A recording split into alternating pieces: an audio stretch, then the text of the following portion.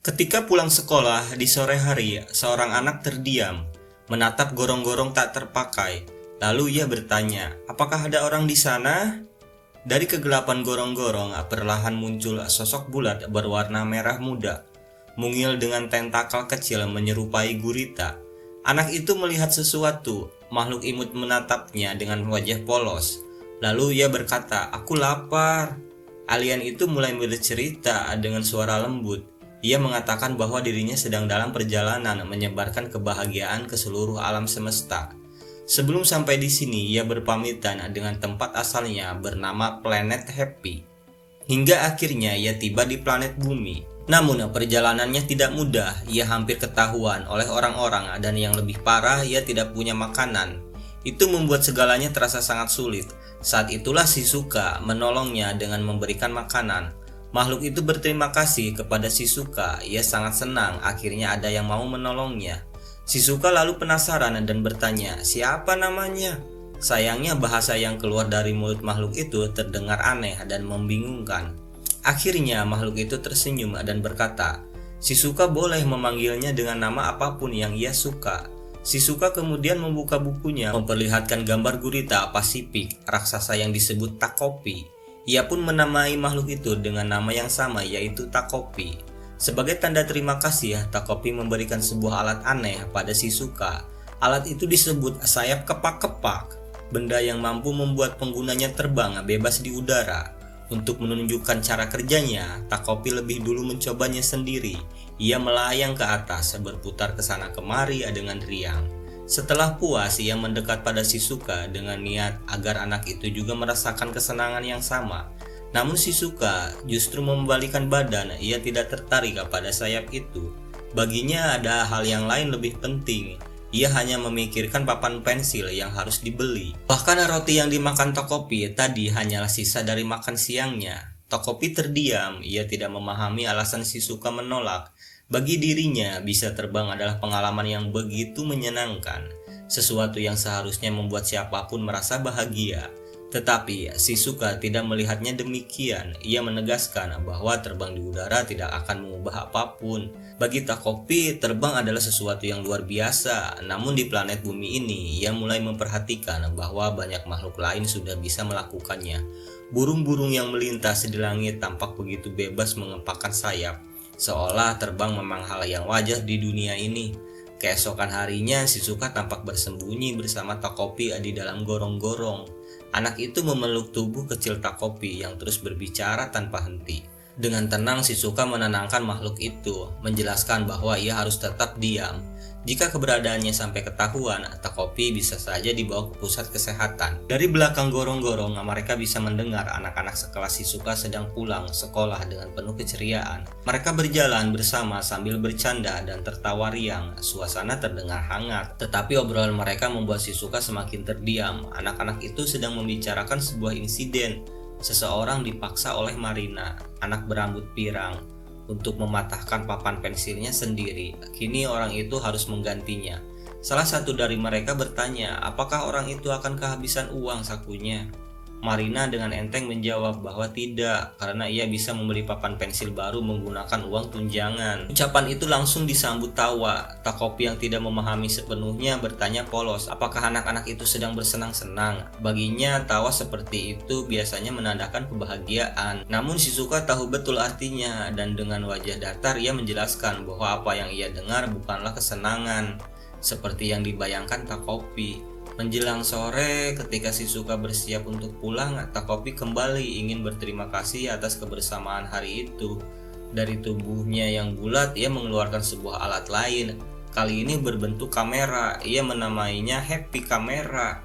Takopi segera mencobanya, mereka pun berfoto bersama di atas gorong-gorong. Shizuka sempat memegang kamera itu, lalu menatapnya singkat. Baginya benda itu terasa aneh karena ia berpikir bahwa menggunakan ponsel pintar akan jauh lebih mudah. Takopi hendak menunjukkan kelebihan HP kamera yang sebenarnya, namun Shizuka sudah tidak memperhatikannya lagi. Toko alat tulis akan segera tutup dan ia masih harus membeli papan pensil. Tanpa menoleh, Shizuka pun pergi meninggalkan Takopi seorang diri. Makhluk kecil itu lalu melihat hasil foto yang baru saja diambil. ia menatap wajah Shizuka di gambar itu. Kemudian berkata pada dirinya sendiri, Shizuka memang tampak sibuk. Hari ketiga kebersamaan mereka, Takopi kembali membawa sesuatu yang menurutnya istimewa. Seperti biasa, ia ingin memperlihatkan benda unik miliknya yang ia sebut sebagai gawai. Kali ini gawai itu berbentuk sebuah bunga kecil dengan warna pink. Shizuka sudah bersiap untuk pergi. Dengan wajah datar, ia berpamitan lebih dulu. Hari keempat, seperti biasa, Takopi kembali menerima roti manis dari Shizuka. Setelah selesai makan, ia mengeluarkan lagi salah satu gawai miliknya. Kali ini gawai itu dirancang untuk menjadi teman yang selalu bisa memberikan nasihat baik. Namun Shizuka tetap tidak memperdulikannya. Ia hanya membiarkan Takopi sibuk dengan gawai itu. Sementara dirinya fokus pada hal lain, hari demi hari pun berlalu dengan pola yang sama. Hingga di hari ke-6, Takopi memperlihatkan gawai baru berbentuk pulpen. Pulpen itu mampu mengeluarkan suara kelinci Saturnus yang lucu. Tetapi sekali lagi Shizuka tidak menaruh perhatian. Ia segera pulang lebih awal karena harus memberi makan capi. Takopi sempat kebingungan dengan siapa capi itu, hingga Shizuka mengajaknya ikut pulang untuk melihatnya sendiri. Ternyata capi adalah seekor anjing. Takopi menatap makhluk itu dengan rasa takjub karena ini pertama kalinya ia melihat anjing secara langsung. Shizuka tampak berbeda kali ini. Ia tertawa lepas ketika capi menjilat wajahnya dengan penuh kasih sayang. Melihat tawa itu, Takopi ikut merasa senang. Shizuka lalu mengizinkan Takopi masuk ke rumah sebab ibunya sudah berangkat kerja. Namun ketika Takopi menanyakan tentang ayahnya, Shizuka menjelaskan bahwa ia tidak memiliki ayah. Kepolosan Takopi membuatnya berpikir bahwa manusia ternyata bisa memiliki anak hanya dengan seorang ibu saja. Dan baginya itu terdengar sangat luar biasa. Shizuka kemudian bercerita bahwa capi sudah menemaninya sejak kecil. Ayahnya telah meninggalkannya sejak lama dan hanya capi lah yang selalu ada di sisinya. Bagi Shizuka, anjing itu adalah segalanya, satu-satunya yang mampu membuatnya benar-benar bahagia. Ia merasa tidak membutuhkan apapun selain capi. Takopi hanya bisa terdiam, kebingungan dengan perasaan yang muncul dalam dirinya. Namun dari cerita itu ia menyadari sesuatu. Shizuka sebenarnya memang memiliki seorang ayah. Hanya saja sosok itu sudah pergi meninggalkan mereka. Hari itu mereka bertiga berjalan-jalan bersama. Malam datang dengan langit yang penuh dengan taburan bintang. Shizuka menatap ke atas, bertanya, bintang yang mana yang menunjukkan planet Happy? Takopi menjelaskan bahwa dari sini mereka tidak bisa melihatnya karena jaraknya yang sangat jauh. Ia lalu bercerita tentang tempat asalnya planet Happy, penuh dengan buah happy yang manis dan lezat. Siapapun yang datang ke sana bisa bermain dan merasakan kebahagiaan tanpa henti. Dengan polos ia mengatakan bahwa Shizuka bisa berkunjung kapan saja. Namun Shizuka menggeleng pelan. Ia berkata bahwa dirinya tidak bisa pergi. Takopi cepat-cepat menyangkal, mengatakan bahwa itu tidak benar. Perjalanan menuju planet Happy hanya singkat, cukup dengan menaiki kapal Happy. Shizuka masih tidak percaya, baginya semua itu terdengar seperti sihir. Takopi menegaskan lagi bahwa itu bukan sihir, melainkan teknologi dari gawai Happy. Tetapi kali ini Shizuka terdiam cukup lama, hingga akhirnya ia menjelaskan dengan suara datar bahwa ia memang tidak bisa pergi, tidak ke planet Happy dan tidak juga ke sisi ayahnya. Takopi tidak lagi tahu harus berkata apa. Dalam keheningan itu, Takopi tiba-tiba teringat pada pesan yang pernah disampaikan oleh mamahnya sebelum ia meninggalkan planet Happy. Mamahnya berkata bahwa ia harus menggunakan alat-alat itu untuk menyebarkan kebahagiaan ke seluruh alam semesta. Namun ada satu hal yang penting yang harus selalu diingat, jangan pernah melanggar aturan yang sudah ditetapkan. Setelah mereka selesai berjalan bersama, Shizuka mengantarkan Takopi kembali ke tempat persembunyiannya. Di sana Takopi berbicara dengan penuh semangat. Ia berjanji bahwa suatu hari nanti ia akan mengundang Shizuka ke planet Happy. Di planet itu ia masih memiliki banyak gawai lain yang lebih menakjubkan, dan ia akan memastikan Shizuka bisa tersenyum dengan tawa yang paling ceria. Namun Takopi juga menjelaskan bahwa untuk saat ini ada alasan tertentu yang membuat mereka belum bisa pergi ke sana. Meski begitu ia bertekad suatu hari nanti pasti akan membawanya ke planet Happy.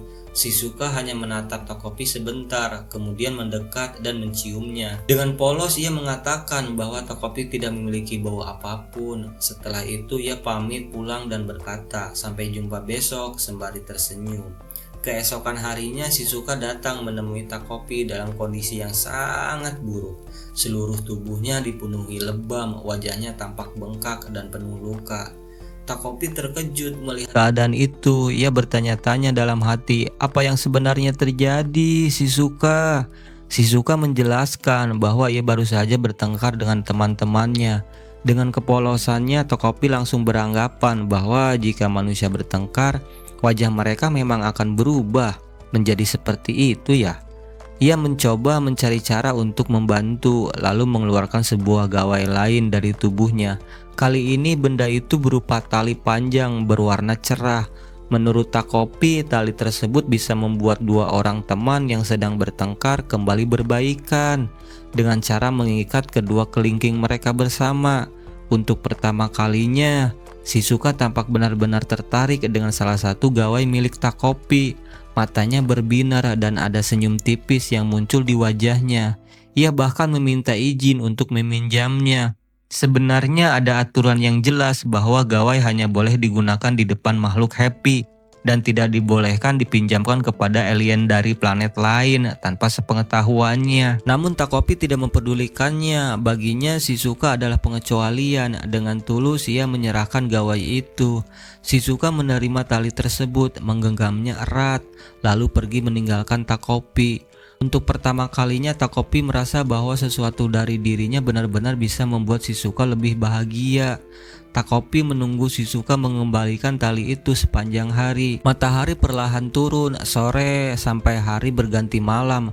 Namun Shizuka tak kunjung datang. Perasaan cemas mulai tumbuh di hati Takopi. Akhirnya dengan gelisah ia memutuskan untuk mendatangi rumah Shizuka sendiri. Begitu masuk, pandangannya langsung membeku.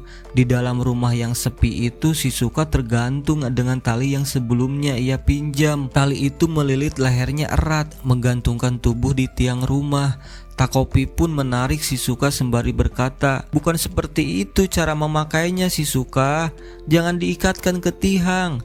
Tubuh Shizuka terjatuh ke lantai. Takopi mendekapnya erat, namun terkejut dan ketakutan ketika menyadari bahwa Shizuka sudah tidak bernapas. Dalam keheningan yang mencekam, Takopi menangis. Ia teringat kembali aturan yang jelas, gawai tidak boleh diberikan kepada alien dari planet lain, harus disaksikan sendiri. Kini ia merasa seluruh kesalahan ada pada dirinya. Andai ia tidak melanggar aturan itu, Shizuka mungkin masih hidup. Takopi menyalahkan dirinya atas kematian teman pertamanya di dunia asing ini. Takopi pulang ke tempat persembunyiannya, masih larut dalam rasa bersalah yang menyesakan. Di sana matanya melihat pada sebuah foto yang pernah ia cetak menggunakan gawai kameranya. Foto dirinya bersama Shizuka di atas gorong-gorong. Ia memandang foto itu lama sekali. Ingatannya melayang kembali pada saat ia pertama kali memperlihatkan kamera tersebut kepada Shizuka. Namun ada sesuatu yang kini muncul di benaknya. Kamera itu bukan sekedar alat untuk mengambil gambar. Sesungguhnya kamera itu adalah kamera ruang waktu, sebuah gawai khusus yang hanya bisa menyimpan satu momen dalam satu foto, dan bila digunakan kembali, kamera itu mampu membawa pemiliknya kembali ke waktu ketika foto itu diambil. Dengan tangan gemetar, Takopi mencoba mengaktifkannya. Seketika sinar biru terang keluar dari kamera, melingkupi dirinya sepenuhnya. Dalam sekejap, dunia di sekitarnya berubah. Takopi tersentak. Ia kini kembali ke masa lalu, tepat pada saat foto itu diambil bersama Shizuka di atas gorong-gorong. Dan yang lebih mengejutkan, Shizuka duduk di sampingnya, seolah tragedi kelam itu tak pernah terjadi. Shizuka menatap Takopi yang tiba-tiba terdiam sambil menggenggam kamera. Wajahnya tampak bingung, ada sesuatu yang mengganggu pikirannya. Saat kesadarannya kembali, kamera itu memunculkan selembar foto. potret keduanya di atas gorong-gorong beberapa waktu lalu. Shizuka hanya memandanginya sebentar sebelum bersiap pergi untuk membeli papan pensil seperti sebelumnya. Namun kali ini Takopi tidak hanya membiarkannya pergi begitu saja. Dalam hatinya ia merasa harus lebih memahami perasaannya Shizuka, lebih dekat mengenalnya agar bisa benar-benar membuatnya bahagia. Ia pun memutuskan bahwa esok hari ia akan ikut Shizuka ke sekolah, tempat yang selalu menjadi tujuan Shizuka setiap hari. Baginya sekolah adalah kunci untuk mengetahui kehidupan Shizuka yang selama ini terasa misterius. Kembali ke sekolah, Marina kembali mencari celah untuk merendahkan Shizuka. Tatapannya langsung tertuju pada rambut Shizuka. Lalu dengan suara keras ia bertanya, "Kenapa ada sesuatu yang amis yang menempel di sana?" Tawa pun pecah diikuti hinaan lain, membuat Shizuka hanya bisa menunduk tanpa melawan. Diam-diam ia lalu meletakkan Takopi yang sedang menyamar sebagai bunga ke dalam pot. Guru masuk ke kelas, suasana pun sedikit tenang. Pelajaran dimulai, papan tulis segera dipenuhi oleh deretan soal. Setelah menuliskannya, guru menoleh dan memanggil nama Shizuka untuk maju ke depan dan menjawab.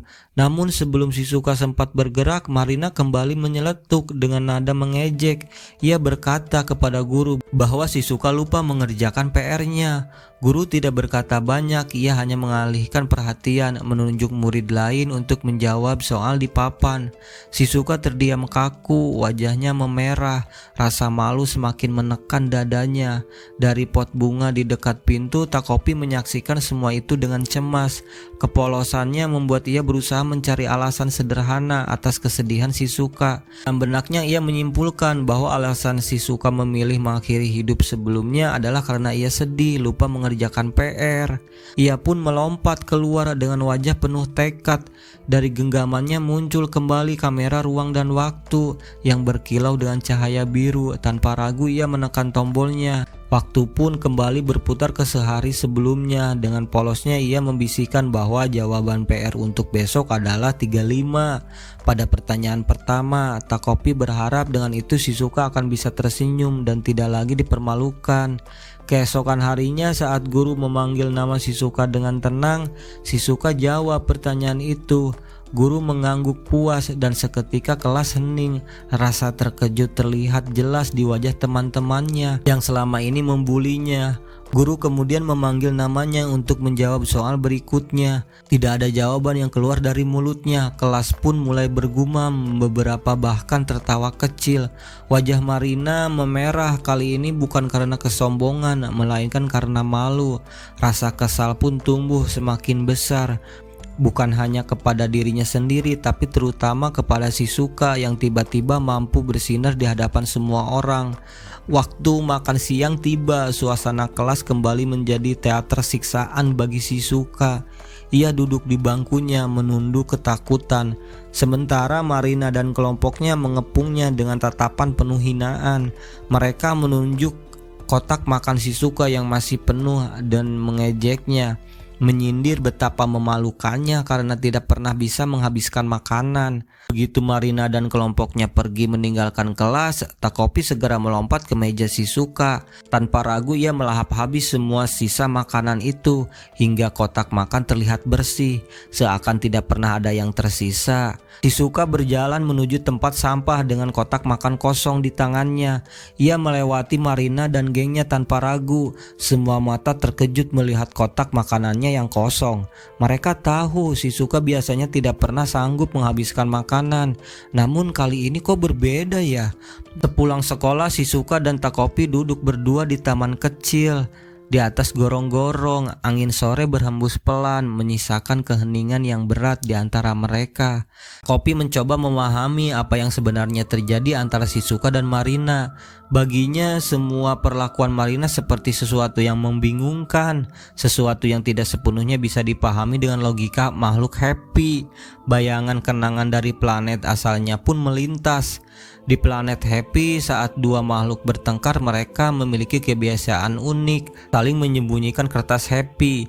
Itu bukan tanda kebencian, melainkan cara sederhana untuk menarik perhatian satu sama lain. Dari sudut pandang Takopi, apa yang dilakukan Marina pada Shizuka tidak jauh berbeda. Ia mengingat bagaimana Marina menyembunyikan buku catatan Shizuka dan menggodanya tanpa henti. Dalam pemikiran Takopi itu bukanlah kebencian, melainkan harapan tersembunyi untuk bisa dekat kembali.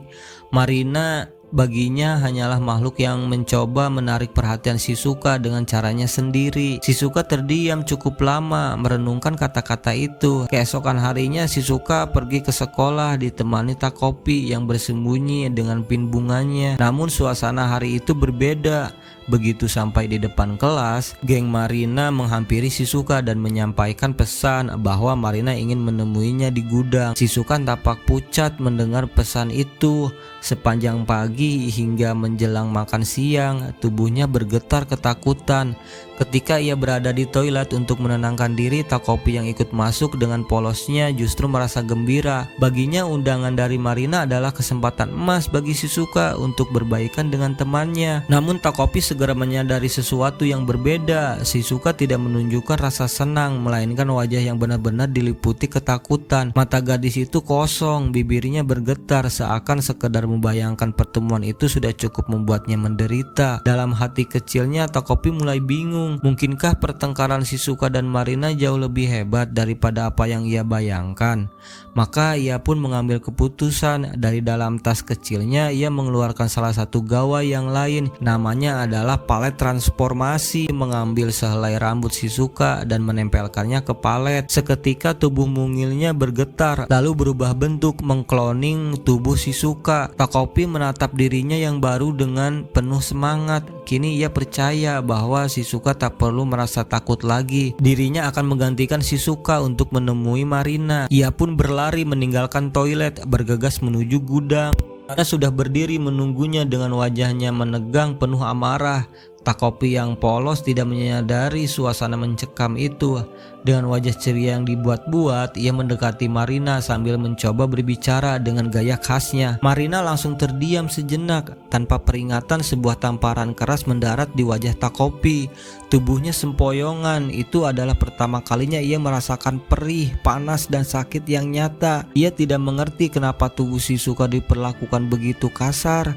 Dengan polosnya Takopi meminta maaf, tapi kalimatnya belum sempat selesai, tamparan kedua menghantam pipinya. Perasaan bingung, takut, dan sakit bercampur menjadi satu, membuat tubuhnya gemetar di balik wujud Shizuka. Marina mengeluarkan amarahnya. Baginya Shizuka terlalu arogan belakangan ini. Ia menyebut tentang PR yang tiba-tiba bisa dijawab. Juga makan siang yang entah bagaimana bisa habis dimakan. Semua itu membuatnya semakin marah. Namun kata-kata Marina hanya lewat begitu saja di telinga Takopi. Yang benar-benar ia rasakan hanyalah panas yang menyengat di pipi karena tubuhnya dipukul dan diperlakukan kasar. Hal yang di planetnya sama sekali tidak pernah terjadi. Takopi mencoba menatap mata Marina, berharap bisa memahami maksud sebenarnya. Namun ia temukan hanyalah kebencian murni. Seketika sepatu Marina menghantam wajahnya, membuatnya jatuh tersungkur. Takopi tidak sanggup melawan. Ia hanya bisa meringkuk. Tubuhnya terus ditendang. Kepalanya dihantam ke tanah berulang kali. Rasa sakit itu begitu nyata, menusuk hingga ke dalam, membuatnya menangis terseduh-seduh. Air matanya menetes bercampur dengan debu di tanah. Dalam tangisnya ia dengan suara bergetar bertanya, mengapa Marina melakukan semua ini? Namun pertanyaan itu hanya menyulut kemarahan yang lebih besar.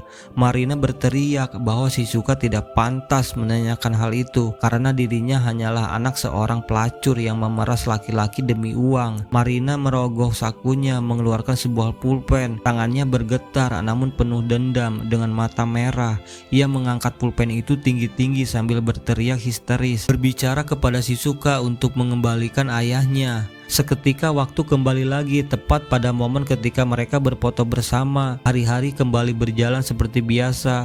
Shizuka berangkat ke sekolah ditemani Takopi. Namun dalam hati kecilnya Takopi masih dihantui bayangan, tatapan mata penuh kebencian milik Marina. Rasa sakit dari tamparan, tendangan, dan tangisan yang ia alami masih melekat jelas. Ia pun mulai bertanya-tanya, apakah semua yang ia lakukan untuk menolong Shizuka selama ini justru salah ya?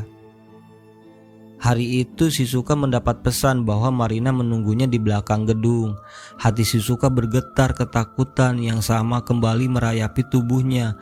Namun kali ini Takopi tidak ikut menyamar sebagai Shizuka. Ingatan tentang amukan Marina membuat tubuh kecilnya membeku. Shizuka akhirnya memberanikan diri berjalan seorang diri menuju belakang gedung. Takopi yang tinggal sendirian di kelas merasa bimbang. Ia ingin membantu, tapi bayangan wajah penuh amarah Marina terus menghantui pikirannya. Tubuhnya gemetar, namun dalam tangisan itu perlahan ia melawan rasa takutnya. Dengan tekad yang tersisa, ia kembali mengeluarkan palet transformasi. Rambut Shizuka dimasukkan dan sekali lagi tubuhnya berubah menyerupai sahabatnya itu. Lalu berlari sekencang yang ia bisa dan segera memanggil seorang guru. Sepulang sekolah, seorang anak laki-laki memperhatikannya dengan wajah penuh kekhawatiran. Namun Shizuka yang terbiasa menutup hatinya dari orang lain memilih untuk tidak peduli. Seperti biasa, Shizuka dan Takopi duduk di taman di atas gorong-gorong. Shizuka bercerita tentang semua yang ia alami. Sejak ibunya dekat dengan ayah Marina, hidupnya menjadi kacau. Sekolah yang seharusnya menyenangkan berubah menjadi tempat penuh tekanan. Takopi hanya bisa menunduk, meresap kata demi kata, mencoba memahami kepedihan sahabatnya. Tak jauh dari sana, Marina mengintip dari balik semak, melihat Shizuka yang tetap baik-baik saja meski rencananya gagal. Rasa iri dan marah membakar di hatinya. Ketika akhirnya ia pulang ke rumah, Marina membuka pintu dan mendapati ibunya sedang duduk di ruang tamu, menangis. Dengan suara bergetar penuh amarah, ibunya menyalahkan Marina yang pulang terlambat. Karena itu ia harus menanggung semua amukan dari sang ayah. Marina terdiam. Tubuhnya kaku, rasa sakit ibunya, rasa bersalah sekaligus kemarahan bercampur menjadi satu. Namun bukannya melembut, kobaran kebencian dalam hatinya semakin menyala, membuat tatapannya kian gelap. Keesokan harinya di sekolah, suasana kelas berjalan seperti biasa. Guru memberikan pertanyaan di depan kelas dan meminta salah satu murid menjawab. Dengan suara gemetar, Shizuka berdiri perlahan. Ia berusaha menjawab soal yang diberikan, suaranya hampir tak terdengar. Setelah selesai, ia menoleh sekilas ke arah Marina dengan penuh ketakutan, lalu segera duduk kembali. Marina hanya melirik sebentar, lalu berpura-pura cuek, seolah tak lagi mempedulikan Shizuka. Namun di balik tatapan dingin itu, malam hari tiba. Shizuka berjalan bersama anjingnya, ditemani Takopi. Mereka menyusuri jalanan sepi, menikmati malam yang sunyi. Setelah beberapa saat, mereka pun kembali ke taman di atas gorong-gorong, tempat biasa mereka berbagi cerita. Dengan tatapan kosong menatap langit, malam yang dipenuhi bintang, ia mulai bercerita dan mengatakan sudah lama tidak berjalan-jalan dengan seseorang. Dahulu ayahnya selalu menemaninya setiap malam, berjalan sambil berbicara hal-hal sederhana. Namun semua itu berakhir ketika ayahnya pergi. Ia memohon pada bintang agar orang tuanya tidak bercerai. Ia percaya bahwa jika ia berdoa dengan sungguh-sungguh, sebuah keajaiban akan terjadi. Namun harapannya hancur, orang tuanya tetap saja berpisah. Sejak saat itu ia percaya keajaiban tidak pernah ada, dan begitu pun Tuhan. Ketika akhirnya Shizuka berdiri hendak pulang, Takopi baru tersadar sesuatu. Hari itu adalah hari ke-6 ia bersama Shizuka. Itu berarti esok adalah hari kematiannya Shizuka. Ingatan akan semua siklus yang telah ia alami kembali menekan dirinya. Namun malam yang tenang itu tidak berlangsung lama. Dari arah jalan setapak yang gelap muncul sosok yang tak asing, yaitu Marina. Dengan tatapan penuh amarah, ia mendekati Shizuka yang masih duduk di taman. Marina tanpa banyak kata langsung mengganggu Shizuka. Nadanya suaranya kasar, penuh kebencian. Shizuka hanya terdiam, tubuhnya gemetar sampai akhirnya sebuah tamparan keras mendarat di pipinya. Tapi anjing kesayangan Shizuka tak tinggal diam. Dia menggonggong keras dan melompat ke arah Marina, lalu menggigit tangannya. Marina menjerit, suara tangis dan teriakannya membuat keadaan menjadi kacau. Dalam hitungan detik, para warga yang mendengar keributan bergegas datang. Mereka melihat Marina menangis kesakitan dengan tangan berdarah. Orang-orang segera melarai dan memutuskan membawa Capi pergi. Mereka menyalahkan anjing itu karena menggigit seorang anak kecil. Lalu Shizuka menangis dan ia berlari mencoba mengejar, berteriak memanggil nama Capi. Melihat kekecauan itu, Takopi panik dengan tangannya yang bergetar. Ia segera mengeluarkan kamera waktunya dan menekannya kembali. Ketika membuka mata kembali, ia sudah berada di masa lalu, hari di mana mereka berfoto bersama lagi. Napasnya menjadi berat, tubuhnya gemetar. Tapi kini ia mengerti sesuatu. Penyebab Shizuka memilih mengakhiri hidupnya adalah rantai peristiwa yang berawal dari malam itu. Hari pun bergulir lagi sampai ke titik sehari sebelum kematian Shizuka. Takopi lebih waspada kali ini. Ia menyarankan agar Shizuka melewati jalan lain, mencoba menjauhi taman, gang, bahkan area dekat sekolah. Namun tak peduli jalan mana yang mereka pilih, selalu saja sosok Marina muncul di hadapan mereka. Namun hasilnya sama saja. Marina selalu muncul seolah sudah menunggu di setiap persimpangan. Akhirnya Takopi pun melihat Marina yang berkata tidak sia-sia dia mencarinya. Takopi pun sadar jika mau berapa kali pun diulang akan tetap sama karena Marina lah yang mencari mereka. Di rumah sakit, Shizuka dan Takopi duduk di kursi panjang ruang tunggu. Suasana terasa berat, hanya terdengar langkah perawat yang berlalu lalang dan bunyi mesin medis dari kejauhan. Shizuka menunduk ke dalam diam. Jemarinya saling menggenggam erat. Di sana tampak ada juga ibu Shizuka. Sang ibu memberitahu bahwa Capi telah dibawa pergi ke tempat ayahnya. Seekor anjing yang menggigit orang tidak diperbolehkan lagi tinggal di kota. Setelah urusan selesai, mereka bertiga meninggalkan rumah sakit. Tapi ibunya langsung bergegas pergi untuk melanjutkan pekerjaan di rumah. Shizuka terus murung sejak kepulangan dari rumah sakit. Wajahnya pucat dan kosong. Matanya sayu tanpa semangat. Takopi berusaha menenangkannya dengan janji akan membantu menemukan Capi. Ia mengeluarkan peta untuk mencari petunjuk. Namun garis dan tulisan di atas kertas itu terlalu rumit baginya. Dengan bingung ia menoleh ke Shizuka berharap mendapat jawaban. Tetapi Shizuka hanya diam menatap kehampaan. Takopi lalu mencoba cara lain. Ia mengambil sepotong roti dan menyodorkannya, berharap Shizuka mau makan. Namun hasilnya sama. Shizuka tidak bergeming, seolah dunia di sekelilingnya telah hilang. Luka kehilangan itu terlalu dalam, membuatnya menutup diri. Tanpa sepatah kata ia naik ke kasur, menarik selimut hingga menutupi seluruh tubuhnya. Keesokan harinya Shizuka datang ke sekolah dengan wajah muram. Kehadirannya mengejutkan banyak teman di kelas.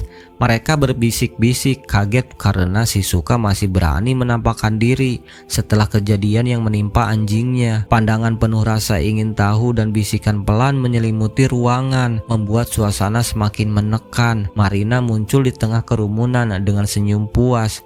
Ia melangkah anggun namun penuh kesombongan, lalu menghampiri Shizuka.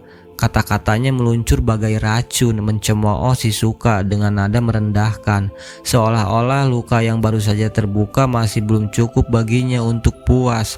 Namun sebelum keadaan memburuk, seorang anak laki-laki maju. Dialah ketua kelas, anak yang sebelumnya pernah menunjukkan kepeduliannya pada Shizuka. Ia menegur Marina dan komplotannya, mengingatkan bahwa saat itu waktunya kelas musik. Ia meminta mereka segera pergi agar tidak membuat keributan. Anak laki-laki itu tetap berdiri di tempatnya, menatap Shizuka dengan rasa khawatir. Namun Shizuka tidak membalas perhatiannya. Ia hanya menunduk kemudian berjalan keluar kelas, meninggalkan anak laki-laki itu sendirian. Sepulang sekolah, suasana gerbang dipenuhi anak-anak yang saling bercanda sambil berjalan pulang. Marina berdiri bersama komplotannya, namun sebelum benar-benar meninggalkan sekolah, ia berkata pada mereka bahwa dirinya ingin pergi sendiri karena ada urusan. Sementara itu Shizuka berjalan pulang dengan langkah lesu. Ranselnya terasa berat, seolah menyimpan beban yang jauh lebih besar dari sekedar buku sekolah. Saat melewati pinggiran hutan yang sepi, sosok Marina muncul di hadapannya. Marina berdiri di jalan setapak, seolah memang sudah direncanakan sebelumnya. Dengan senyum samar yang tak bisa ditebak, Marina mengajak Shizuka masuk lebih dalam ke hutan. Ia membujuk dengan kata-kata yang membuat hati Shizuka bergetar, menjanjikan bahwa ia tahu sesuatu tentang Capi. Nama itu membuat langkah Shizuka terhenti. Ia pun mengikuti Marina menembus pepohonan, meninggalkan jalur utama yang biasa dilalui. Tak kopi yang ditinggalkan, Shizuka merasakan kegelisahan merambati hatinya. Bayangan masa lalu kembali muncul di benaknya. Ia mencoba berpikir positif. Mungkin kali ini Marina benar-benar ingin berbaikan dengan Shizuka. Mungkin ini adalah kesempatan untuk memperbaiki semuanya. Beralih ke rumah Marina, suasana meja makin terasa tegang. Suara ayah Marina menggema penuh amarah, sementara ibunya membalas dengan nada tinggi yang tak kalah menusuk. Tuh, ibu Marina menunduk dengan wajah penuh luka. Ia berkata bahwa hanya Marina lah yang selalu memihaknya. Kata-kata itu menusuk hati Marina, seakan seluruh beban dan luka sang ibu kini diletakkan di pundaknya. Di tengah hutan yang sunyi, hanya suara dedaunan dan langkah yang terdengar saat Shizuka menatap Marina dengan penuh harap. Namun jawaban yang ia terima bukanlah kata-kata menenangkan, melainkan lemparan tas yang menghantamnya, disusul tendangan keras yang membuatnya terjatuh ke tanah. Marina menatapnya dengan dingin, lalu dengan suara penuh amarah ia berkata bahwa Cepi sudah mati. Shizuka menolak mempercayainya. Dengan tangan gemetar ia menunjukkan kalung kecil yang selalu dipakai Capi, seolah menjadi bukti bahwa anjing itu masih hidup. Tetapi Marina semakin murka, berteriak bahwa anjing yang menggigit anak kecil pasti sudah mati. Kata-kata itu menusuk hati Shizuka lebih dalam daripada pukulan apapun. Tak berhenti di situ, Marina menghujamkan kalimat-kalimat kejam. Ia mengatakan bahwa Shizuka tidak punya siapa-siapa, tidak punya ayah, tidak punya ibu yang baik, bahkan teman pun tidak punya. Dan sekarang satu-satunya makhluk yang menyayanginya, Capi, sudah tiada. Shizuka tidak mampu membalas. Air matanya mengalir deras, tubuhnya gemetar, dunia seakan runtuh di sekelilingnya. Takopi yang menyaksikan semua itu dari dekat merasa tubuhnya membeku. Ia dipenuhi rasa takut, bingung, dan tak tahu harus berbuat apa. Namun melihat Shizuka yang terus dihina dan disiksa, hatinya tak sanggup lagi menahan. Ia mengingat janji yang pernah ia ucapkan pada Shizuka, janji untuk menolongnya. Dengan tangan gemetar ia mengeluarkan kameranya, berniat mengulang waktu, tetapi situasi begitu mencekam. Kepanikannya semakin memuncak. Dalam detik-detik putus asa itu, alih-alih menekan tombol kamera, Takopi menghantamkan kamera itu ke kepala Marina. Suara benturan keras menggema di antara pepohonan. Marina terjatuh, darah mengalir dan tubuhnya kaku. Ia meninggal seketika di hadapan Shizuka dan Takopi. Kamera Takopi pecah, retakannya menyebar, mati tanpa bisa digunakan lagi. Takopi terpaku, seluruh tubuhnya gemetar hebat. Ia sadar baru saja melakukan sesuatu yang mustahil baginya, membunuh manusia. Rasa takut, bingung, dan penyesalan bercampur menjadi satu. Namun di sisi lain, Shizuka yang menatap tubuh Marina justru tersenyum. Air matanya kini berubah menjadi senyum penuh kelegaan. Ia menoleh pada Takopi, mengucapkan terima kasih. Baginya impiannya terkabul. Marina, orang yang selama ini membuatnya takut dan menderita, telah mati. Shizuka merasa sihir Takopi benar-benar bekerja.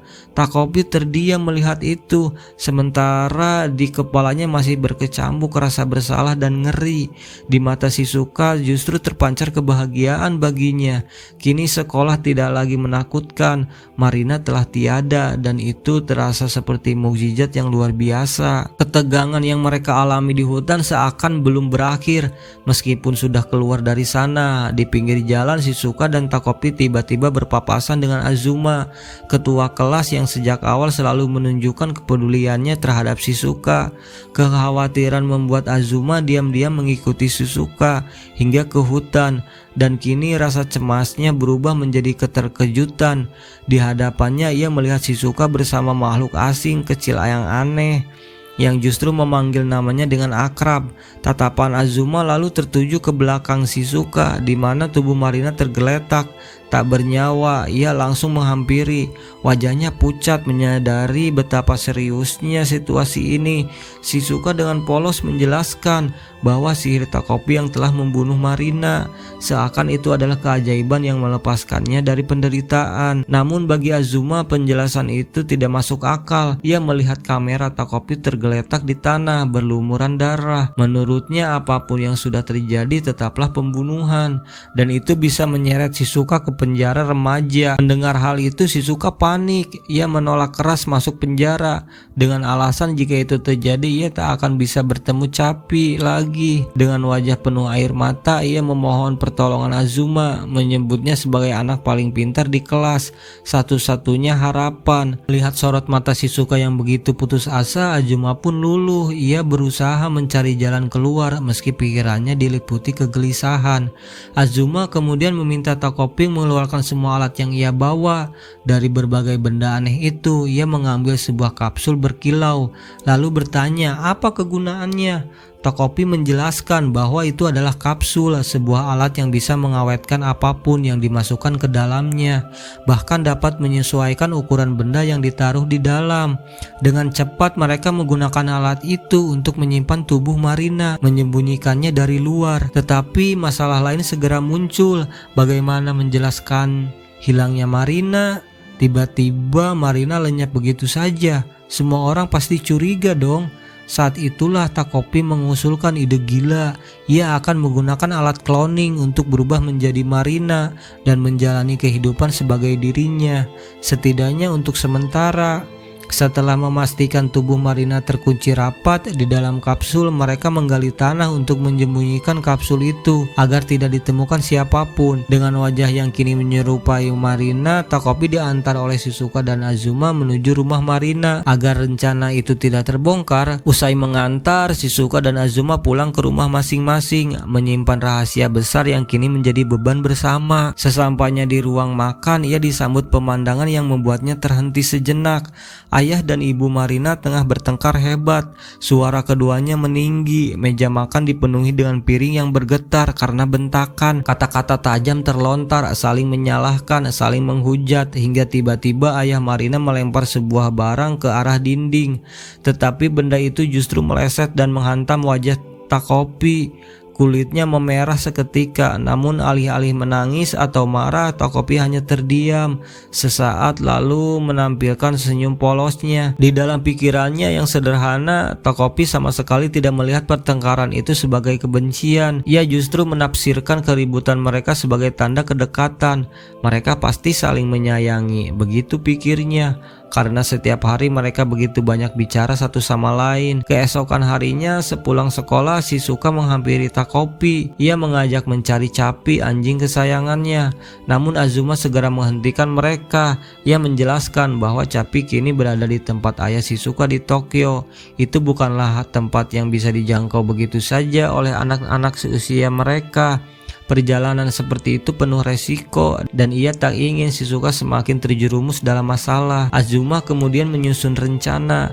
Ia berjanji akan membantu Shizuka, tapi semua itu harus menunggu hingga liburan musim panas tiba, ketika mereka memiliki waktu yang cukup panjang dan alasan yang masuk akal untuk bepergian. Hari itu Azuma tak bisa lama-lama menemani. Ia harus segera pulang dan belajar seperti rutinitas yang ketat. Namun sebelum sempat pergi, seorang pemuda muncul di hadapan mereka. Itu adalah Jun, kakak Azuma. Ia berkata dengan heran, jarang sekali melihat Azuma bermain di luar. Azuma bertanya, kenapa kakaknya pulang lebih cepat dari biasanya? Jun hanya tersenyum singkat lalu menjelaskan bahwa ia akan segera bekerja paruh waktu dan meminta tolong Azuma untuk menenangkan ibu mereka jika nanti ibu merasa khawatir.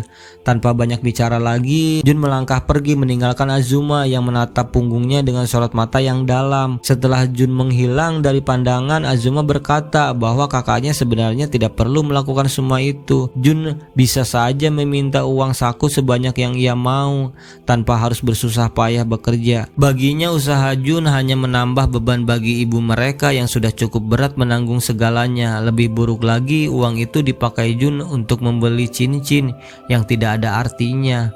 Azuma merasa yang seharusnya dilakukan kakaknya hanyalah belajar dengan sungguh-sungguh karena seluruh keluarga menaruh harapan padanya. Shizuka yang mendengarkan hanya menatap Azuma dengan tatapan penuh ide. Ia kemudian menyarankan agar Azuma mengambil cincin itu saja. Menurutnya jika cincin tersebut benar-benar diambil, Jun pasti akan terkejut. Rasa terkejut itu bisa jadi membuatnya berhenti bekerja dan kembali fokus pada hal-hal yang penting. Azuma terdiam. Di hatinya ia tahu itu adalah mencuri, dan sejak kecil ia diajarkan bahwa mencuri adalah perbuatan tercela. Namun saat menoleh, ia melihat wajah Shizuka yang bersinar penuh keyakinan, seolah percaya hanya dia yang bisa melakukan hal itu. Senyum samar di wajah Shizuka seakan menyalakan api kecil di hati Azuma. Rasa bimbangnya perlahan terkikis, tergantikan oleh dorongan untuk membuktikan dirinya. Ketika malam, Azuma akan melakukan pencurian cincin kakaknya itu. Ketika kakaknya pergi untuk mandi di lantai bawah, kesempatan itu digunakan Azuma untuk melaksanakan niatnya. Dengan dibantu Takopi, ia melangkah hati-hati menuju kamar Jun. Begitu masuk, jantung Azuma berdegup kencang. Di atas meja, cincin itu tergeletak begitu saja. Ia hampir menggapainya, namun tiba-tiba dering ponsel Jun berbunyi keras. Tubuhnya kaku. Suara langkah kaki Jun yang baru saja turun tangga terdengar semakin dekat. Panik, Azuma mencari tempat bersembunyi. Tak sempat berpikir panjang, ia keluar lewat jendela dan menggunakan alat dari Takopi untuk terbang. Tubuhnya melayang tepat saat Jun masuk ke kamar. Azuma menahan napas, tubuhnya bersembunyi di luar jendela, hanya berjarak beberapa meter dari kakaknya. Namun ketika Jun menyadari jendela terbuka, ia mulai melangkah ke arahnya. Azuma semakin panik, beban tubuhnya terlalu berat untuk alat itu, dan seketika terdengar bunyi klik, dan seketika terdengar bunyi meok meok meok. Tanda energi habis. Tubuhnya langsung meluncur jatuh dari ketinggian. Untungnya ada Takopi yang segera menggapainya. Namun nasib buruk belum berhenti. Alat Takopi juga kehabisan daya karena harus menahan beban keduanya. Mereka berdua terjun bersama terhantam ke bawah. Azuma terduduk di tanah dan tubuhnya gemetar. Matanya kosong, ingatan lama muncul seperti luka yang kembali terbuka. Ia teringat masa kecilnya ketika ibunya selalu menjanjikan pancake manis jika nilainya bagus. Namun setiap kali hasil ujian keluar, nilainya selalu di bawah Jun. Pancake itu pun selalu ditarik kembali. Sedangkan Jun dengan mudah mendapatkannya berkali-kali. Pancake itu seharusnya sederhana, menjadi lambang cinta ibunya yang tak pernah utuh ia rasakan. Ia terus belajar, berusaha keras membuktikan dirinya. Namun gagal demi gagal, hanya membuatnya semakin merasa tertinggal. Malam itu semua beban yang dipendamnya seperti pecah. Ia kembali ke taman, tempat ia biasa bertemu Shizuka. Bajunya kotor, wajahnya kusut, matanya sembab. Takopi mengikuti dari belakang, sama kacau penampilannya. Shizuka yang melihat keduanya tidak bisa menahan tawa kecil, menertawakan betapa berantakannya mereka. Azuma tiba-tiba menangis. Tangis yang keras yang tak pernah ia tunjukkan sebelumnya. Suara tangisnya pecah seakan meluapkan semua kepedihan, rasa iri dan beban yang selama ini ia pikul sendirian. Pagi itu suasana sekolah terasa berbeda. Semua teman kelas terheran-heran melihat kedekatan Shizuka dengan Marina. Tak ada yang tahu bahwa Marina itu sebenarnya adalah Takopi yang menyamar. Bagi mereka, pemandangan itu terasa aneh, tapi bagi Shizuka hari-hari yang tadinya suram kini berubah lebih cerah. Hari-hari Shizuka di sekolah pun perlahan menjadi menyenangkan. Ia mulai tertawa lagi, mulai berani ikut dalam obrolan, bahkan ikut tersenyum kecil saat bersama Takopi dan Azuma. Sepulang sekolah, ketiganya sering berkumpul di taman. Suasana taman yang sederhana selalu dipenuhi suara canda mereka.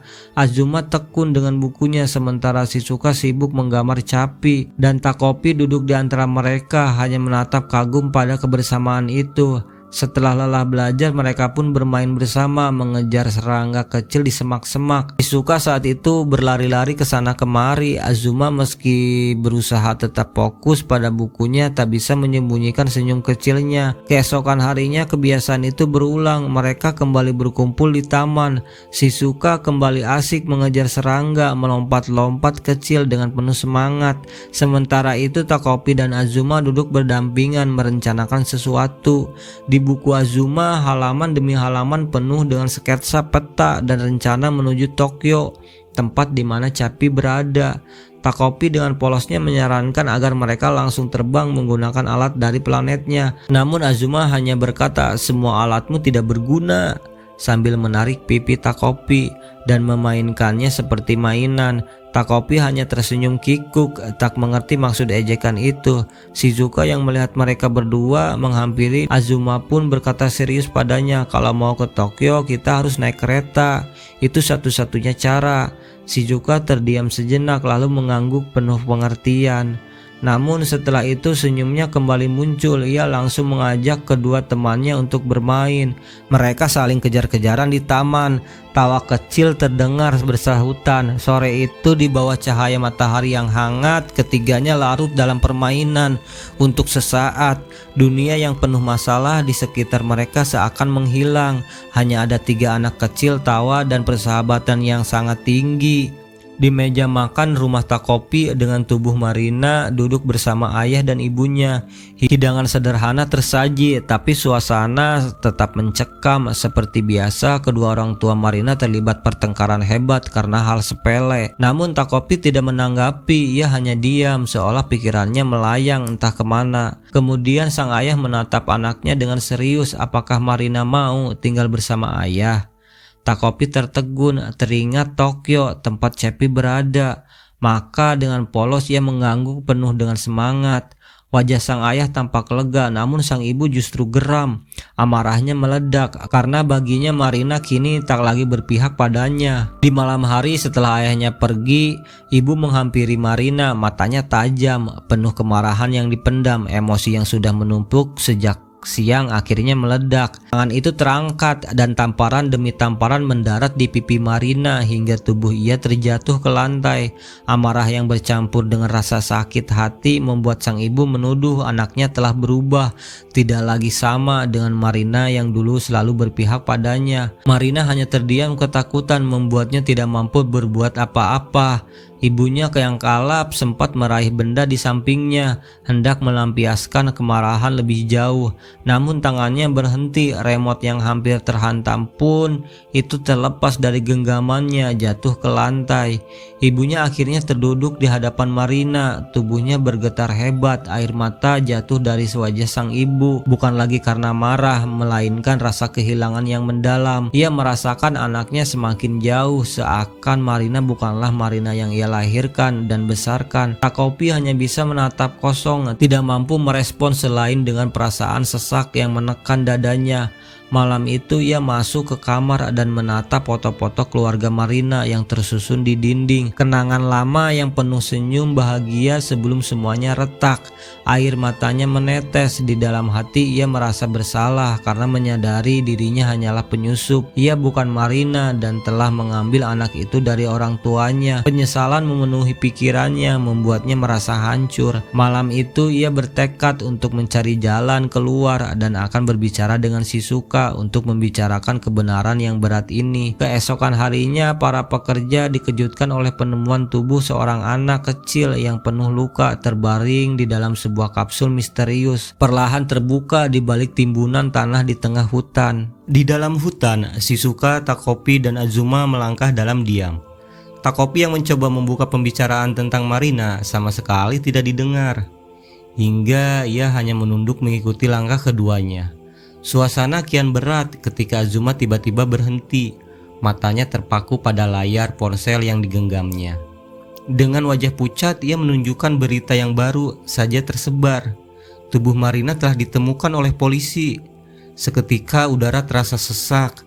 Keesokan harinya di sekolah suasana mendadak mencekam ketika seorang polisi datang memberi kabar bahwa Marina telah meninggal. Yang lain hanya bisa terdiam tak percaya. Di antara mereka Azuma terlihat pucat, keringat dingin membasahi pelepisnya, seolah rahasia besar yang mereka simpan semakin menjeratnya. Sepulang sekolah ketiganya kembali berkumpul di tempat biasa. Azuma gelisah, pikirannya kacau membayangkan jasad Marina yang ditemukan. Takopi hanya menunduk, dihantui rasa bersalah setelah melihat orang tua Marina menangisi kehilangan putri mereka. Namun di tengah ketegangan itu, Shizuka justru dengan tenang mengutarakan rencananya, menanyakan strategi untuk pergi ke Tokyo sebelum liburan musim panas berakhir. Azuma dan Takopi hanya bisa menatapnya, terdiam seolah tak mengerti bagaimana Shizuka bisa tetap memikirkan mimpi itu di tengah bayangan kematian Marina yang terus menghantui mereka. Malam itu Azuma duduk di meja belajarnya dengan wajah tegang, menuliskan setiap detail yang mengganggu pikirannya tentang kematian Marina di buku catatan. Tangannya gemetar, coretan-corentak tampak tergesa, seolah ia berusaha mengabadikan sesuatu yang tak ingin hilang dari kepalanya. Saat ia masih memikirkannya, Junya masuk ke kamar, menyuruhnya beristirahat, tetapi adiknya masih saja sibuk tak mendengarkan. Setelah sadar, Azuma refleks menutup buku itu dengan kedua tangannya, seakan menyembunyikan rahasia paling dalam. Tanpa sengaja ponselnya terguling jatuh, membuat Junya mengambilnya dan melangkah mendekat untuk mengembalikannya. Sambil berjalan, Junya tiba-tiba menyinggung soal Shizuka, teman adiknya, membuat Azuma semakin gemetar.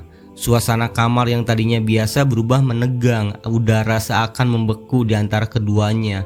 Sementara Azuma hanya bisa menunduk, berusaha menahan kepanikan yang nyaris diketahui. Keesokan harinya penyelidikan polisi mulai memperdalam. Dua teman Marina dipanggil. Mereka menjelaskan bahwa akhir-akhir ini Marina terlihat berbeda dan aneh karena begitu patuh pada Shizuka, seolah kehilangan dirinya sendiri. Dari situ timbullah kecurigaan apakah Shizuka mengetahui sesuatu atau bahkan menyimpan kelemahan Marina. Tanpa menunda, polisi segera mendatangi rumah Shizuka untuk menanyainya. Di taman, Shizuka menceritakan kepada Azuma bahwa ia baru saja diinterogasi polisi. Sesuai saran Azuma, Shizuka hanya menjawab sebatas yang ia pahami. Azuma pun mencoba menenangkan diri dengan keyakinan bahwa polisi pasti akan lebih mencurigai orang dewasa sebagai pelaku kasus mengerikan itu, bukan anak-anak. Namun rasa khawatir tetap menghantuinya. Saat ujian sekolah berlangsung, pikiran Azuma masih terpaku pada kasus Marina. Dadanya sesak memikirkan kemungkinan terburuk yang bisa terjadi. Ia berulang kali berusaha menenangkan diri, meyakinkan bahwa semuanya akan baik-baik saja. Tapi konsentrasinya hilang, lembar jawabannya berantakan, dan ketika hasil keluar, nilainya pun anjlok, mencerminkan beban yang selama ini ia pendam. Malam itu di meja makan, Azuma duduk tertunduk menatap kertas ujian bernilai buruk. Ibunya datang membawa kue. Salah sangka bahwa semua itu adalah ulah Azuma yang sengaja mendapatkan nilai jelek demi menarik perhatiannya. Ia mengira Azuma sebenarnya tidak bisa bolos belajar, sehingga nilai buruk itu hanyalah cara kekanak-kanakan untuk membuatnya peduli. Dengan nada lelah, ibunya berkata, mulai sekarang ia tidak akan peduli lagi. Azuma bebas melakukan apapun yang ia mau, mendapatkan nilai seburuk apapun tanpa harus dipedulikan. Azuma hanya terdiam, seolah kata-kata itu menghancurkan sesuatu yang selama ini ia perjuangkan. Lalu Azuma keluar rumah dengan tatapan yang kosong, dipenuhi kekecewaan yang tak sanggup ia sembunyikan. Sesampainya di taman, wajahnya sudah penuh dengan air mata. Shizuka yang melihatnya tampak cemas, lalu bercerita bahwa polisi kembali menghubunginya, meminta agar ia melapor lagi ke kantor pada musim panas nanti. Namun Shizuka tak bisa karena ia lebih memilih mencari Chappie dan membutuhkan seseorang untuk menggantikannya. Mendengar hal itu, Azuma menghapus air matanya dan berusaha menegakkan diri. Ia mengatakan siap membantu apapun yang bisa ia lakukan. Shizuka pun tampak lega lalu menyerahkan kamera kepadanya, menyuruh Azuma yang melapor dan menyerahkan diri menggantikan Shizuka. Seketika dunia Azuma seolah berhenti. Ia terdiam, tidak bisa berkata apapun. Ingatan masa kecil pun kembali. Saat belum bersekolah, ia pernah memperingatkan kakaknya Junya agar belajar sebelum ujian. Namun Junya dengan santai tetap bermain game dan keesokan harinya tetap mendapatkan nilai 100 sempurna. Ketika ia sendiri mulai bersekolah, betapa keras pun ia belajar, Nilai sempurna itu terasa mustahil bagi Azuma. Meski ia tetap menjadi yang terbaik di kelas, ia melihat kakaknya yang semakin dewasa, mulai bekerja paruh waktu, dan sempat berpikir Junya terjerumus dalam hal-hal yang berbahaya. Tapi di sisi lain itu juga memberinya harapan, mungkin akhirnya ibunya akan lebih mencemaskan dirinya, menaruh perhatian padanya, menjadikannya penerus keluarga. Namun ia sadar pemikiran itu terlalu berlebihan, nilainya tak akan jatuh, dedikasinya tak akan tergantikan. Meski begitu, yang ia punya hanyalah dedikasi bodoh itu. Sementara Junya tetaplah anak yang lebih unggul dengan pikiran yang tajam, refleks cepat, cerdas. Bahkan rambutnya ia rusak sendiri dengan mewarnainya. Scene berpindah ke masa lalu, ke hari-hari sekolah ketika Azuma melihat Shizuka yang babak belur akibat dibully. Sebagai ketua kelas, ia merasa harus bertindak demi menjaga reputasi dirinya sekaligus nama baik klinik keluarganya. Ia menghampiri Shizuka menanyakan keadaannya. Namun Shizuka hanya berjalan tanpa sepatah kata. Azuma tertegun, lalu teringat sebuah nasihat yang ia pernah dengar. Ini adalah pekerjaan yang mempertaruhkan nyawa, kegagalan bukanlah pilihan. Sejak saat itu ia bertekad untuk menjadi sempurna, tak boleh goyah. Ia terus memperhatikan Shizuka, berusaha melindunginya agar di kelas yang ia pimpin tidak ada siswa yang dibully. Namun tekad itu justru menyeretnya ke dalam lingkaran yang lebih gelap. Perhatian pada Shizuka membawanya hingga pada tragedi kematian Marina. Sebuah masalah besar yang kini menjerat mereka semua. Kembali ke taman di malam itu, Shizuka dengan lembut membujuk Azuma, mengatakan bahwa hanya dia yang bisa diandalkan sekarang. Bahkan bila Azuma akhirnya menyerahkan diri dan masuk penjara remaja, Shizuka berjanji akan tetap menunggunya. Sementara ia sendiri akan melanjutkan pencarian Chappie. Air mata Azuma pun menetes. Ia bertanya, apakah benar Shizuka tak akan meninggalkannya? Tanpa menjawab dengan kata-kata, Shizuka memberikan kecupan ringan di pipinya, lalu memeluknya erat, seakan menjanjikan bahwa segalanya akan baik-baik saja. Pagi itu Azuma melangkah keluar rumah sambil memeluk erat barang bukti yang hendak ia serahkan. Namun sebelum sempat pergi jauh, langkahnya terhenti ketika Junya memanggil dari belakang. Kakaknya melihat sorot ketakutan di wajah Azuma dan mendekat. Khawatir adiknya terlalu tertekan, Azuma akhirnya tak mampu lagi menahan air mata. Ia meluapkan semua perasaannya tentang betapa Junya selalu dianggap lebih pintar, lebih berharga, sementara dirinya tak pernah mampu memenuhi harapan siapapun. Bahkan ibunya sudah menyerah padanya.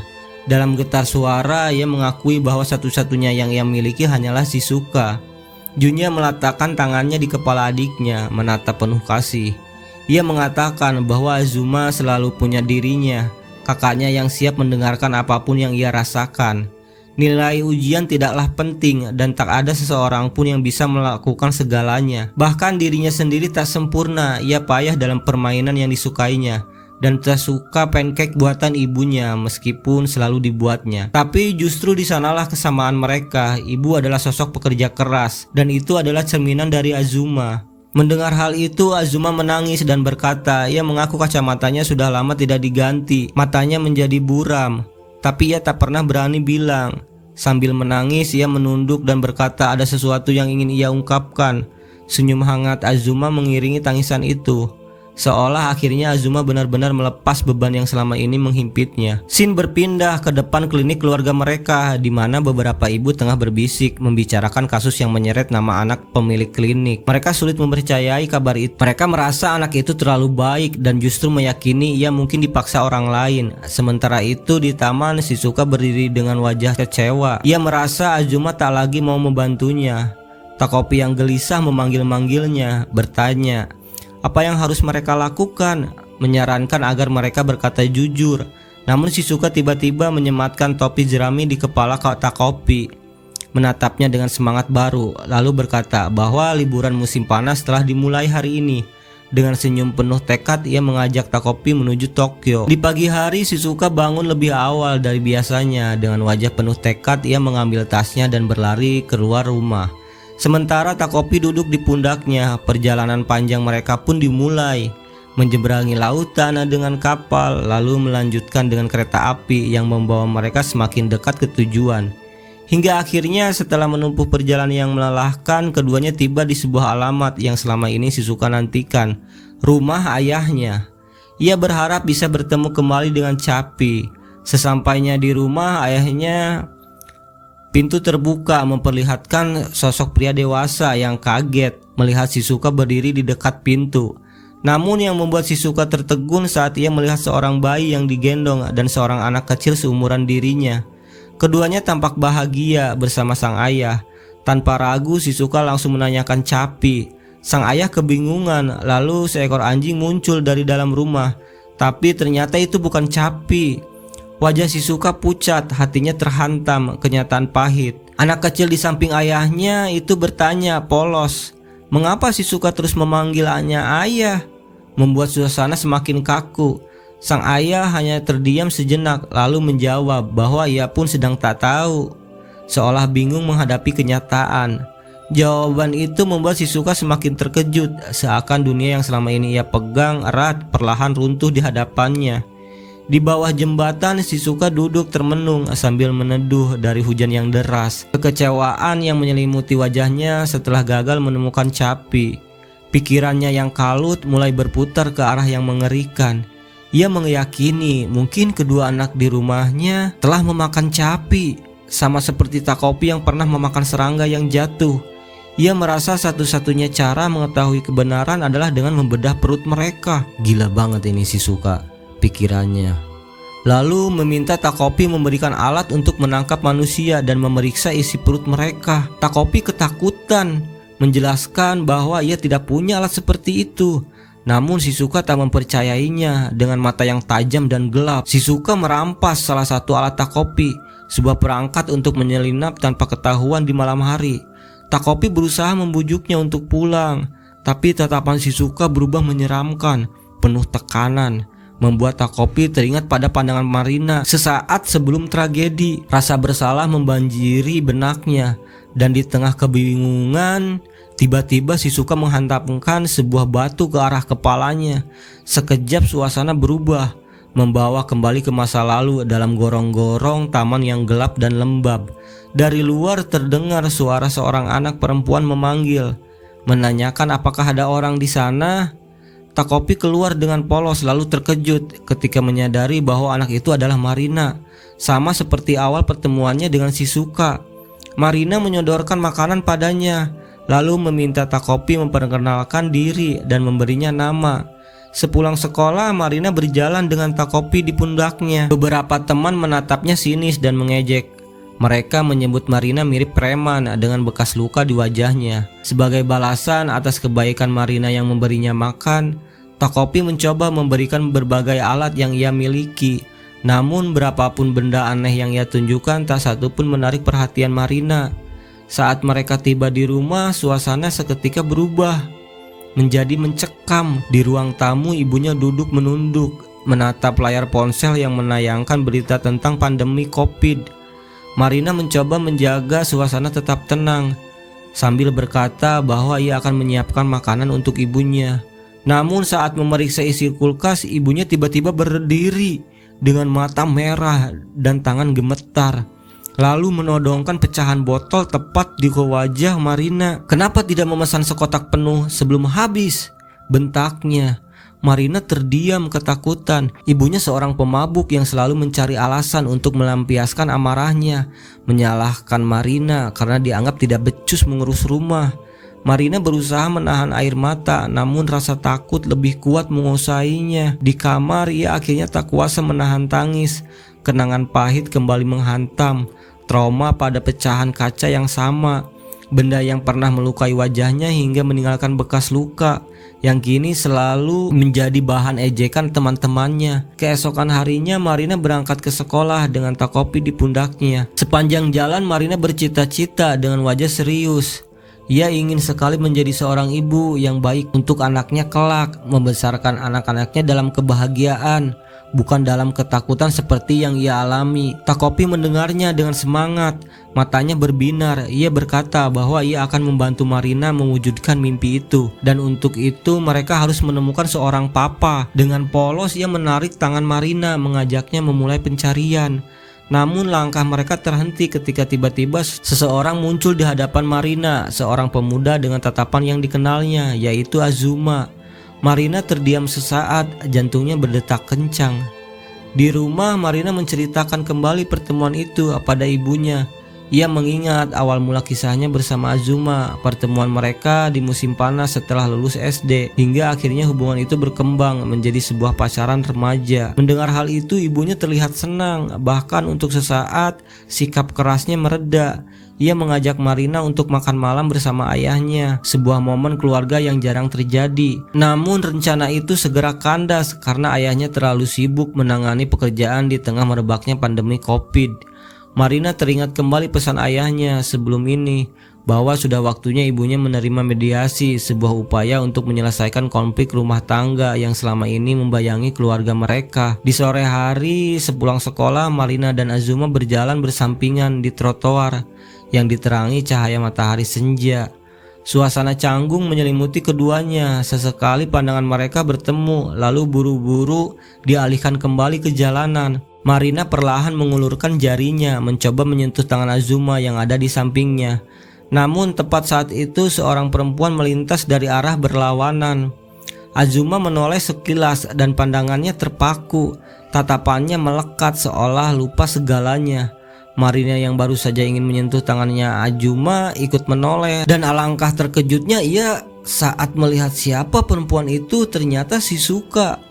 Di sebuah kedai kecil yang tenang, Azuma duduk berhadapan dengan Marina. Namun kata-kata yang keluar dari mulutnya sama sekali bukan yang Marina harapkan. Dengan tatapan serius, Azuma berkata bahwa hanya dialah yang Shizuka miliki. Shizuka kembali ke kampung halamannya seorang diri, tanpa ada sandaran, tanpa siapapun yang bisa ia andalkan. Bagi Azuma, pertemuan kembali dengan Shizuka adalah sebuah keajaiban.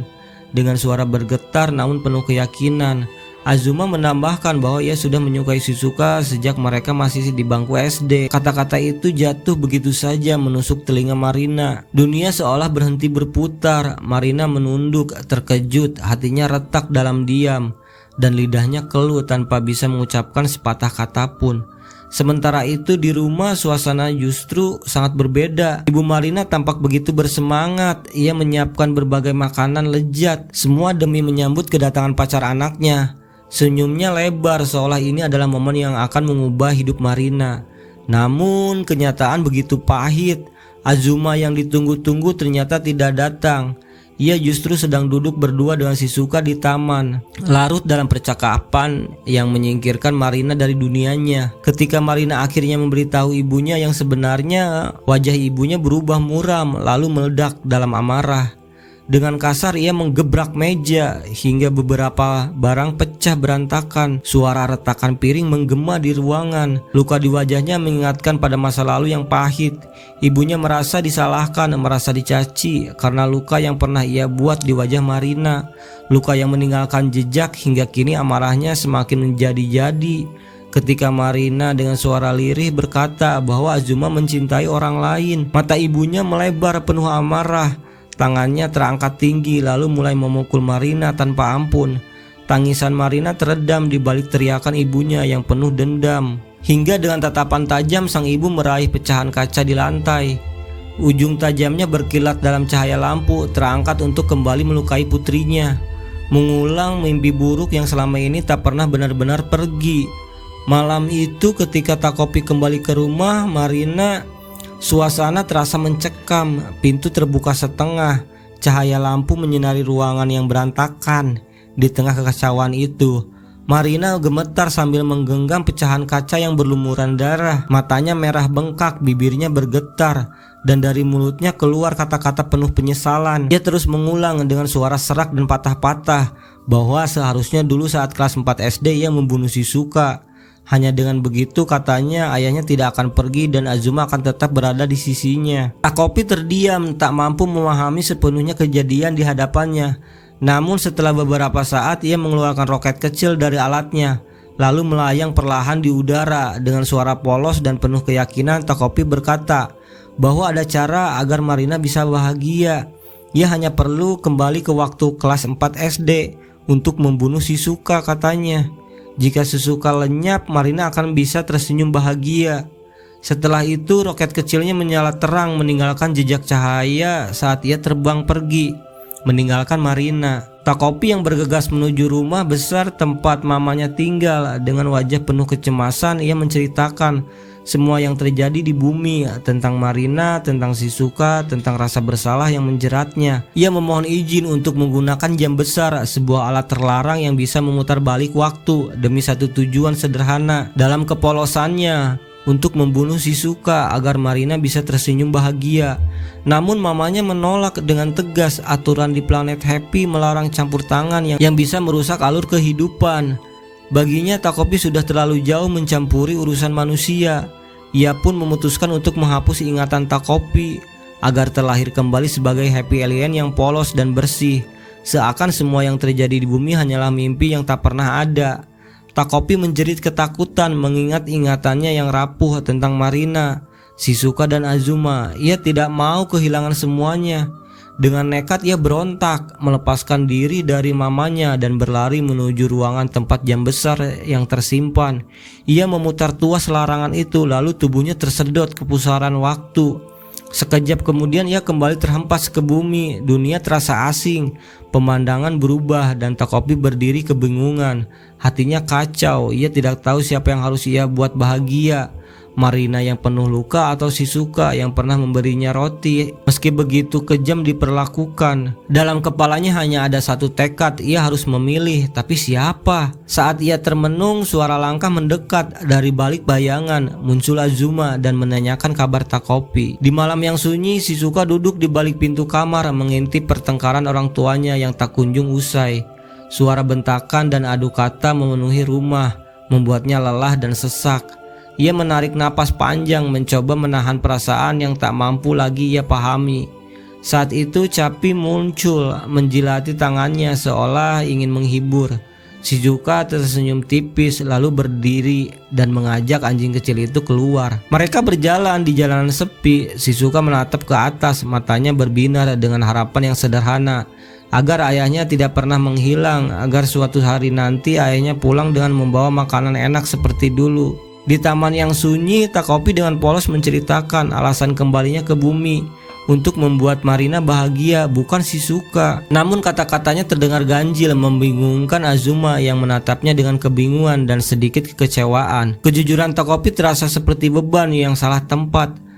Lalu Takopi mengajaknya mencari Shizuka, tapi Azuma menunduk. Ia berkata dirinya tak bisa lagi bertemu Shizuka dan pertemuan ini pun akan menjadi yang terakhir bersama Takopi. Azuma menjelaskan bahwa kini klinik keluarganya berada di ambang kehancuran. Ibunya terbaring sakit akibat shock atas kejadian yang menimpa keluarganya. Ia tak ingin menyusahkan mereka lagi. Sambil menahan getaran di tangannya, Azuma mengembalikan kamera milik Takopi dan bergegas pergi. Keduanya sangat sedih ketika akan berpisah. Setelah perpisahan itu, Takopi hanya duduk di atas gorong-gorong hingga musim dingin. Sekilas memperlihatkan berita di koran tentang hilangnya dua gadis di Tokyo dan telah ditemukan. Suatu malam Takopi melihat sosok Shizuka berdiri sendirian di taman. Wajahnya redup diterangi lampu jalan. Takopi memanggil namanya dan mereka saling bertatapan. Namun tatapan Shizuka kali ini tajam dan gelap. Ia memperingatkan Takopi agar tidak menghalangi rencananya. Shizuka berkata akan pergi ke puskesmas untuk mencari Capi, bahkan akan memeriksa perut dua gadis yang ditemukan itu. Takopi berusaha mencegah. Ia memohon agar Shizuka tidak menyakiti siapapun, tetapi Shizuka menekan wajah Takopi ke tanah dengan kakinya. Penuh amarah, ia menendang lalu menghantamkan batu ke tubuhnya sambil meluapkan semua yang selama ini ia pendam. Tangis, kemarahan, dan kebingungan bercampur dalam setiap pukulannya. Ia berteriak bahwa tidak ada seseorang pun yang benar-benar peduli padanya, bahwa dunia ini terlalu kejam untuk seorang anak kecil sepertinya. Takopi meski tubuhnya babak belur menggenggam erat tangan Shizuka yang gemetar. Ia meminta maaf, mengakui dirinya tak tahu harus berbuat apa, tak mendengarkan Shizuka hingga membuatnya kesepian. Semua itu terlalu sulit untuknya dan pada akhirnya di tengah rasa sakit dan hujan air mata, Takopi memeluk Shizuka erat-erat. Anak perempuan itu pun menangis sejadi-jadinya, melepaskan semua beban yang selama ini ia pendam di hatinya. Hari-hari pun terus berlalu, hari demi hari pun terus berjalan, dan Shizuka tidak pernah benar-benar melepaskan pelukannya pada Takopi. Pada suatu malam di taman, Takopi kembali mengeluarkan kamera lamanya. Ia berkata bahwa benda itu sebenarnya bisa diperbaiki. Hanya saja jika ia menggunakan kekuatan terakhirnya, kekuatan Happy. Tapi jika itu dilakukan, dirinya akan lenyap untuk selamanya. Shizuka langsung panik, air matanya deras mengalir. Ia memohon agar Takopi tidak melakukannya, dan ia akan berjanji untuk terus tersenyum. Namun janji itu tak mampu menghentikan Takopi. Jari sudah lebih dulu menekan tombol kamera. Cahaya menyilaukan memancar. Shizuka menjerit, memeluknya semakin erat. Namun tubuh itu perlahan menghilang dari tangannya. Dalam tangisnya ia mengingat setiap momen bersama Takopi. Seketika keadaan berpindah kembali ke masa lalu, dan Shizuka tak ingat apapun. Keesokan harinya Shizuka masih tertidur bersama Capi. Di sekolah, Marina seperti biasa kembali mencemooh Shizuka, menyinggung soal bau amis-amisan yang dulu sering dipakai Shizuka. Namun kalimat itu tiba-tiba terhenti di bibirnya. Marina sendiri bingung kenapa bisa mengatakannya, seolah ada sesuatu yang terlupa begitu saja. Teman-temannya yang mendengar itu justru balik bertanya, apa maksud dari kata itu? Marina semakin bingung, ia buru-buru kembali duduk tanpa menjawab. Malamnya di taman yang sepi, Marina kembali melampiaskan amarahnya. Ia menyalahkan Shizuka atas penderitaan ibunya sendiri, menuduh bahwa semua itu terjadi karena ibu Shizuka berselingkuh dengan ayahnya. Kata-katanya menusuk hati Shizuka yang hanya bisa diam dan menahan. Saat itu tas Shizuka terjatuh, buku-bukunya berserakan di lantai. Marina melihat sebuah gambar aneh di salah satu halaman. Sosok kecil dengan wajah gurita, senyumnya bulat aneh. Ia menyebut gambar itu sebagai gambar yang sampah, menjijikan, bodoh, dan tidak berguna. Namun Shizuka menunduk, berkata pelan bahwa ia tidak tahu kenapa menggambarnya. Ia merasa sosok itu terus mengikutinya, selalu ada meski tak pernah benar-benar diingat. Kata-kata itu membuat Marina tertegun. Ia pun mendapati dirinya merasakan hal yang sama, seolah ada sesuatu yang terus berbicara, hadir tapi tak pernah pergi. Air mata mulai mengalir tanpa bisa ditahan. Marina dan Shizuka menangis bersama, bukan karena kebencian melainkan karena kehilangan sesuatu yang tidak mereka mengerti. Malam itu untuk pertama kalinya mereka pulang bersama tanpa pertengkaran, seolah sesuatu di hati mereka telah berubah. Hari-hari pun berlalu hingga SMP. Keduanya terlihat akrab, mereka bisa bercanda satu sama lain meski bayang-bayang keluarga mereka masih menghantui. Suatu hari di sore di sebuah toko alat tulis, Marina menyebut bahwa ia ingin membeli kue untuk ibunya. Shizuka menanggapi dengan candaan bahwa ibu Marina menyeramkan. Marina menjawab dengan nada dingin namun jujur bahwa itu lebih baik dibanding rumah tangga Shizuka sendiri. Keduanya akhirnya tertawa bersama. Banyak pelajaran yang bisa kita ambil dari anime ini, tentang keluarga, pembulian yang berdampak negatif terhadap mental seseorang, kepedulian terhadap teman, sahabat, namun yang paling utama adalah rasa kasih sayang yang akan merubah segala kebencian menjadi kebahagiaan. Terima kasih.